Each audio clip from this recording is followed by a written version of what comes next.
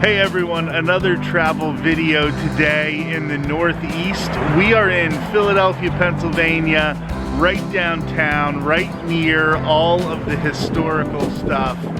And we are just going to be checking out some of the really important history, especially American history here in the middle of Philadelphia. Of course, next year is the 250th anniversary of the signing of the Declaration of Independence.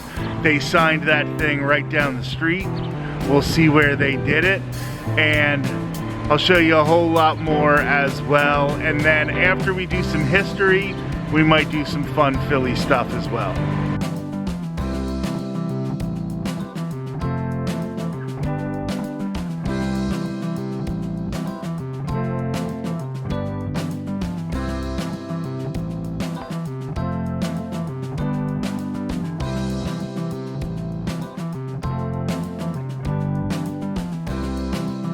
So in the cemetery in the back of Old St. Mary's Church here in Philadelphia is buried one of the two men credited with being fathers of the American Navy. The other one, John Paul Jones, but John Barry is also considered the father of the American Navy. He was born in County Wexford, Ireland, March 25th of 1745, and he played a huge role in the American Revolution. There's even a statue of him in front of Independence Hall, and he is buried here at Old St. Mary's Church.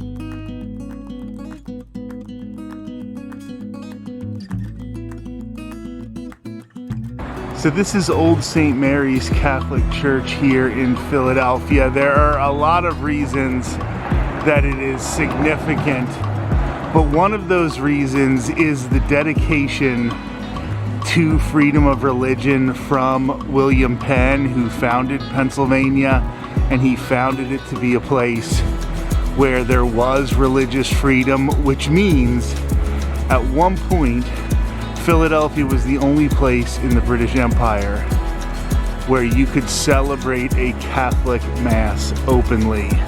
And then, of course, with the help of Catholic countries like France and Spain during the American Revolution, a lot of times diplomats from those countries would celebrate Mass here, and members of the Continental Congress would come here and celebrate Mass to show their dedication to religious freedom and to show the French and Spanish governments that they had respect for their Catholicism.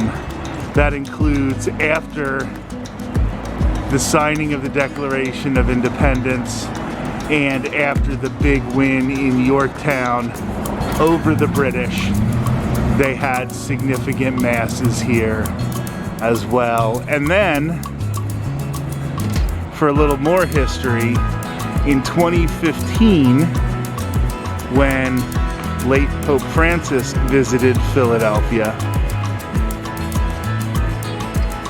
he came to this church as well. So that's really cool to sort of celebrate all of those different things. And this one church just holds all of that history.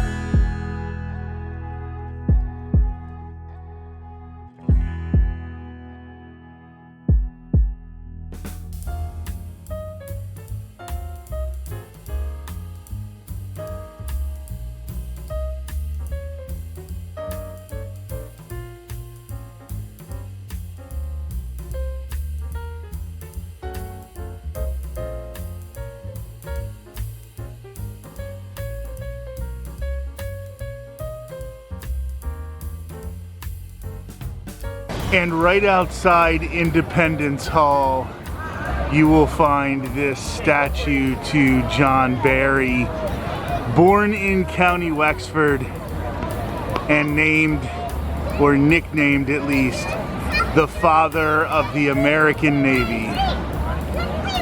Some great Irish history, Irish-American history here in front of Independence Hall.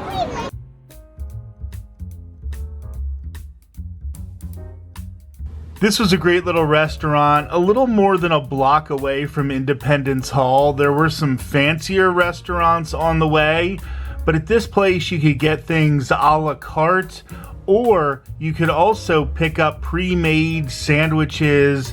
They had some macaroni salads and some other dishes. It was a really nice spot to sort of pick up exactly what you wanted for a light lunch. We did that, and then we got right back to the sightseeing.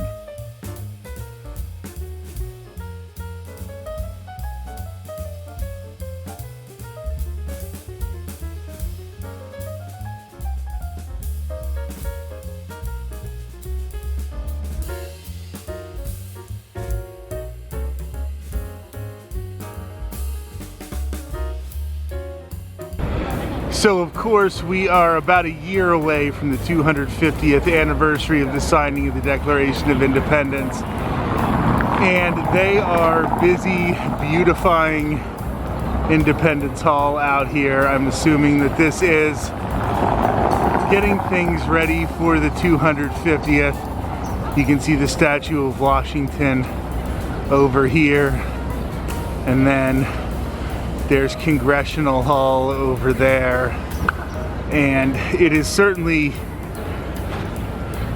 making for some confusing traffic patterns, but very happy that they're making sure it's in tip-top shape for the anniversary.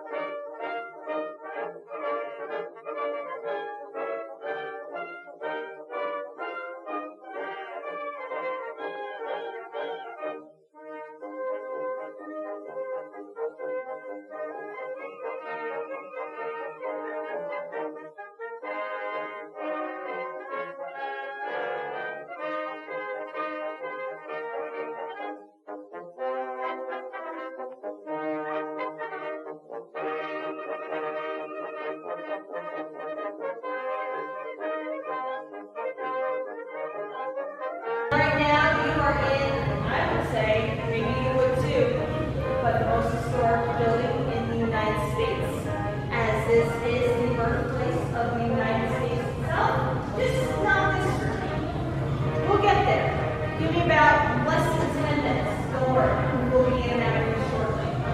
But meanwhile, this building was not meant to really be world renowned. It is a UNESCO World Heritage Site today, but if we went back in time and told the carpenters who made this building, hey, this building is actually going to be well known throughout the world in, about 250 years from now, they would be shocked because they wouldn't understand how the Pennsylvania State House could be that well known. It's a government building for Pennsylvania. Nothing more, nothing less. So this is the room the United States was established going on close to 249 years. And of all the things that we have from their actions and words that happened in here, there's a couple things that we don't have, and one of those things includes ACA chart. So what you're seeing here is an approximation. Our best guess as to how they possibly would have set themselves up. So that is north and that is south, and we have the colonies aligned in that way. So if you were to split this room right down the middle, you would have mostly independence on this side and mostly reconciliation on this side. And that's how they're going to remain for over a year, with the exception that the one thing that they can really come together on is that, yes, we need an army. So this past Saturday, the Army celebrated its 250th anniversary. And then yesterday, they voted 250 years ago on who should be the commander of that army right here in this room, General George Washington. So they can agree upon those, but then as soon as Washington is on his horse and heading up to Boston, well, he leaves in his wake here that split between independence and reconciliation. Now, the way things work in here, it's kind of like what they call Robert's rules. One of the things is, if you want something to be debated on here, you're going to want to propose whatever that topic is. Then someone else from another delegation will need to second it. And then from there are debates, formal debates, then there will be a vote, and then it will either pass or fail. In this case, we are going to hear for independence nobody from New England, including that John Adams over there, who wants independence like yesterday, but instead his allies try to find somebody else, because they are not too sure if Adams will be able to deliver a proposal well enough to be received by his colleagues in here.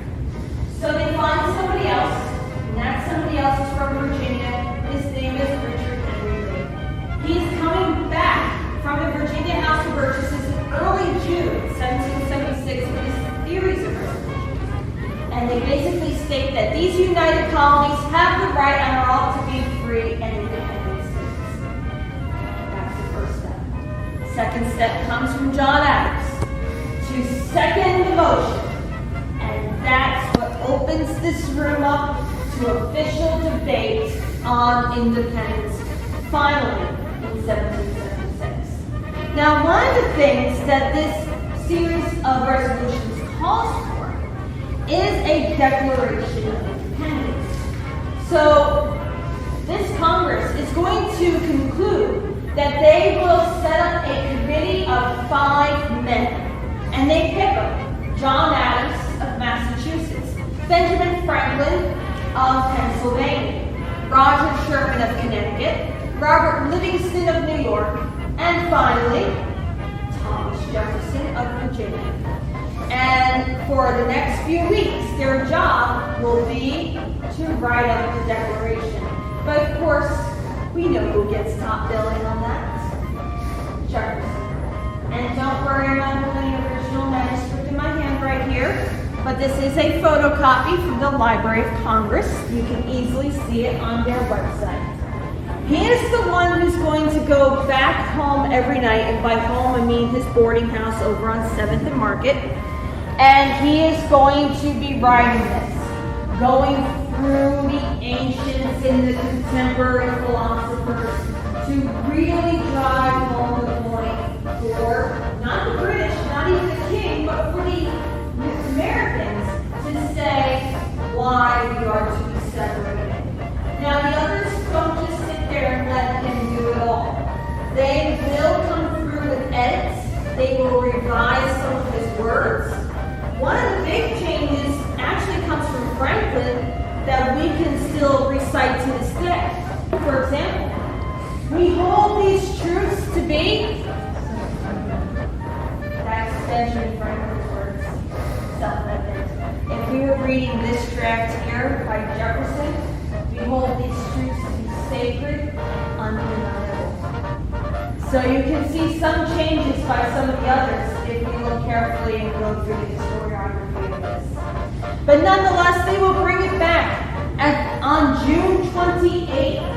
And by the way, that scene is depicted on the backs of $2 bills. So you can check that out the next time you look at one and compare it to how the room actually looks versus how the artist was. But meanwhile, that's so step one, step two now, and they've been arguing about it a little bit, but now the arguments are really going to start happening starting July 1st, and they're going to also coincide it with the vote.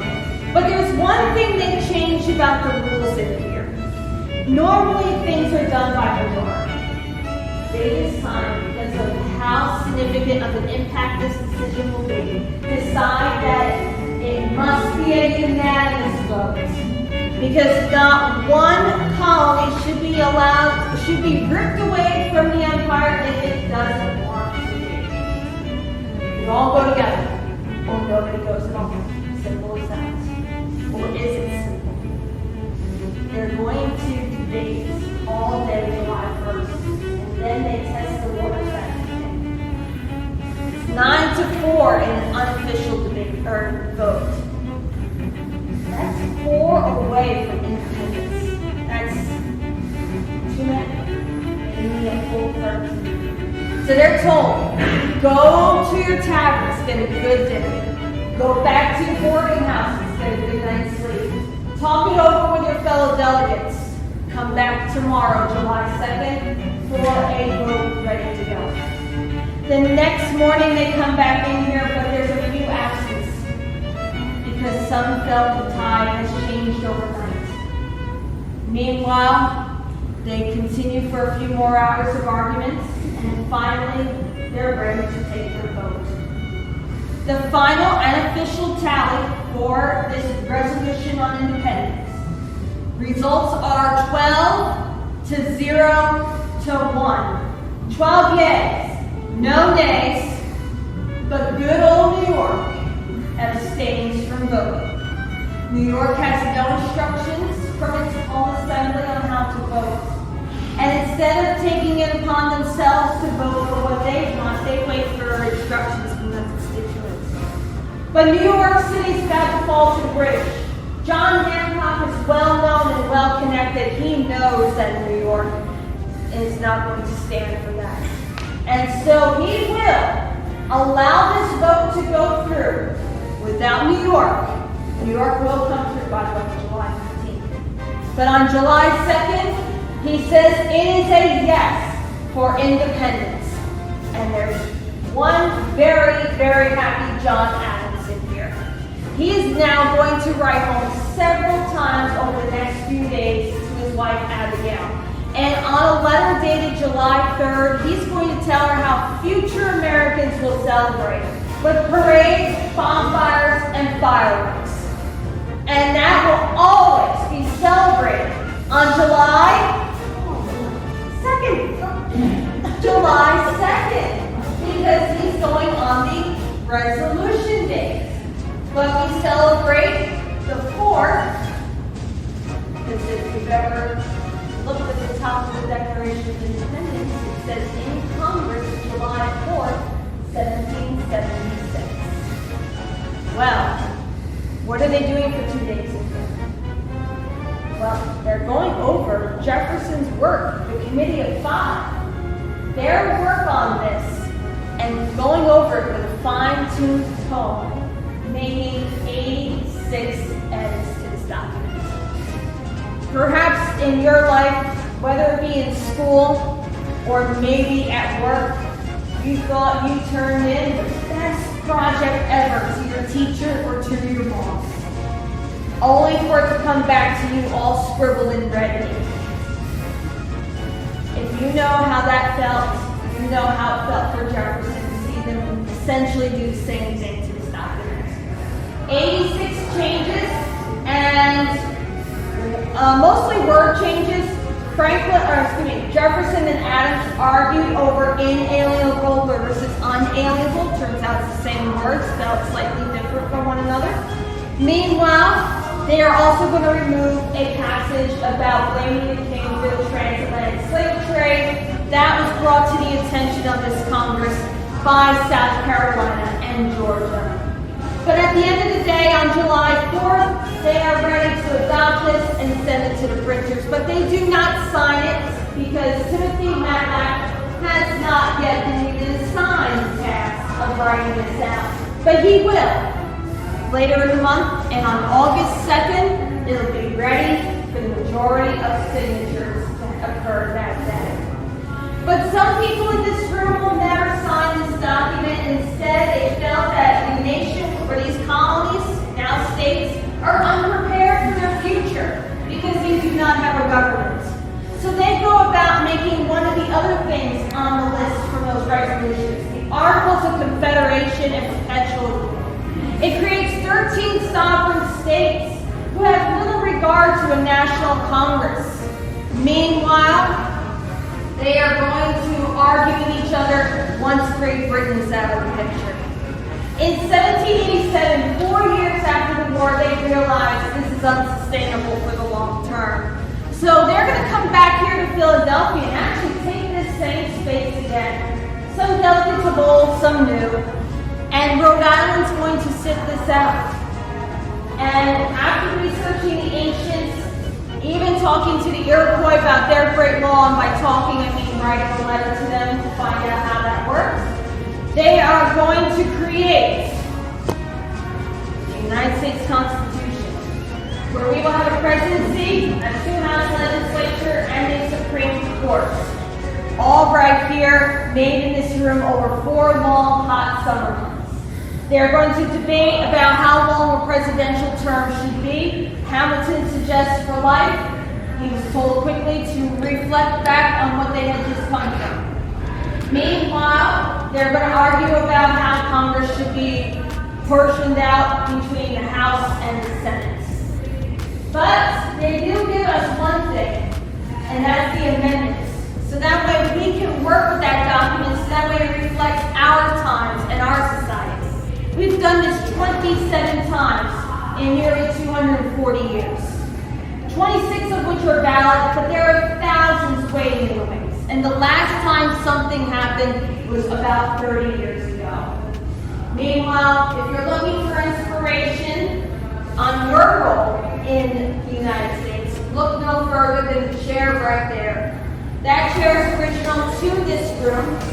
It is from 1779. George Washington sat there while Franklin spotted his son and wanted to know what the sign meant for this Constitution. When he and his colleagues signed it on September 17, 1787, he said that he had the happiness to know that it is a rising and not a setting sun. But a neighbor of his met him along the way home that day and said to him, "So, doctor, what do we got? Is it a monarchy or is it a republic?" To which he answered her, "It is a republic, if you can keep it." So I have one question for you as we head out from here. Doesn't matter where you're from, and it does not matter where you go. But how can we, the people of 2025, for our future prosperity, allow that sun to continue to rise as Ben Franklin saw it over 238 years ago? On that note, thank you for joining me today. If you have any questions, I'll meet you right outside where we came in. But enjoy the rest of your time in Philadelphia. Have a great day. Thank you.